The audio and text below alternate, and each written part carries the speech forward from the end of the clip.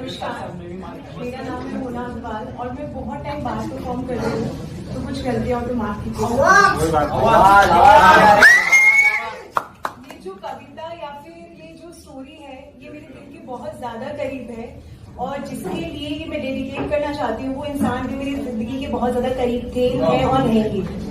तो सारी daughters I think यहाँ रिलेट कर पाएंगी कि जो पापा होते हैं ना, वो सुपर हीरो होते हैं डॉटर्स के, और जब पापा चले जाते हैं तो लगता है कि हमारी सुपर पावर्स चली गई हैं एंड हमारे सर की छत चली गई है।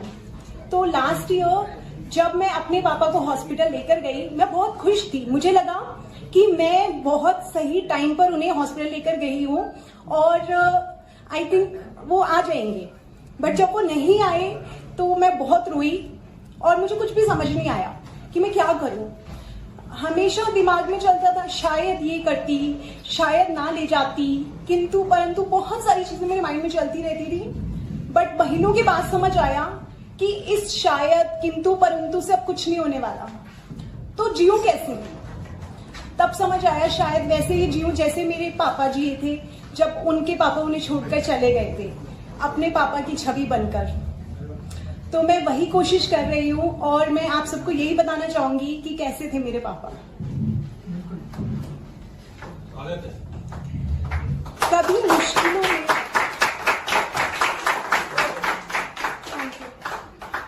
कभी मुश्किलों में मिलने वाला संयम थे मेरे पिता।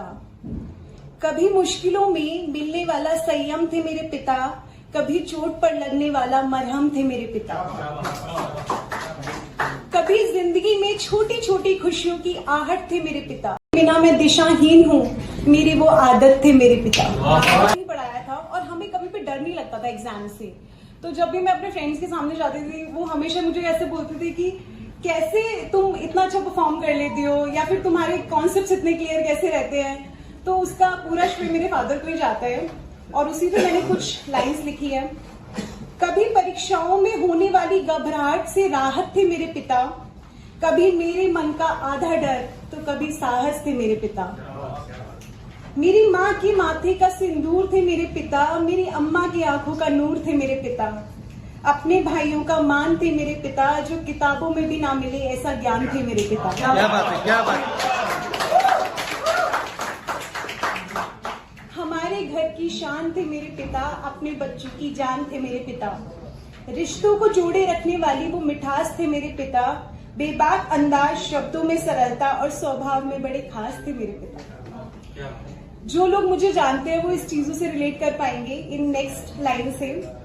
मेरे सारे किस्से कहानियों का पात्र थे मेरे पिता। संस्कारों का जो असल अर्थ समझाए ऐसा शास्त्र थे मेरे पिता। सादे लिबास और तेज बहुत था मस्तक पर। सादे लिबास और तेज बहुत था मस्तक पर। दिल के थे बहुत मासूम, पर गुस्सा इतना कि सहम जाए हम दस्तक पर। पर गुस्सा इतना कि सहम जाए हम दस्तक पर। घर की हर छोटी बड़ी जरूरत पूरी करने वाले पूंजी थे मेरे पिता। घर की हर छोटी बड़ी जरूरत पूरी करने वाले पूंजी थे मेरे पिता। जो असंभव को भी संभव कर दे ऐसी पूंजी थे मेरे पिता। और ये सबने सुना होगा कि बेटियां तो पराई होती है। बेटियां तो पराई होती है कहते हैं सभी। बेटियां तो पराई होती हैं कहते हैं सभी, मगर हमें बेटों जैसी परवरिश देने वाले महान थे मेरे पिता।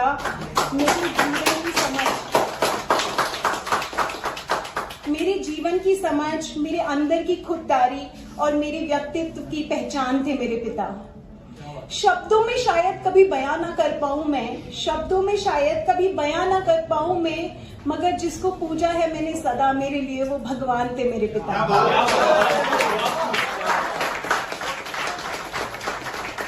Thank you so much.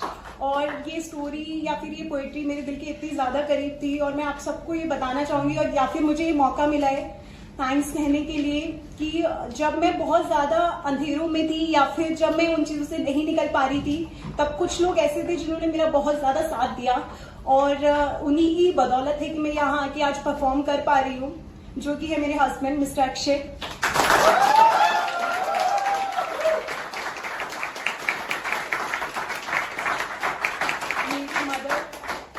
मेरी मदर मिसेस विनीता अग्रवाल। अग्रवाल, उन्होंने अपना दुख भुलाकर, अपने आंसू छुपाकर मुझे संभाला और मुझे इस लायक बनाया कि मैं फिर से अपनी जिंदगी शुरू कर सकूं। और तीसरे एक ऐसे इंसान है जो मुझे रोज फोन करके मेरा हाल पूछते हैं और मुझे ये एहसास दिलाते हैं कि मेरे सर पर अभी छत बाकी है और मेरे पापा अभी इस दुनिया में हैं, शायद दूसरे रूप में। वो है मेरे father in law mister Narendra Singhal. Thank you.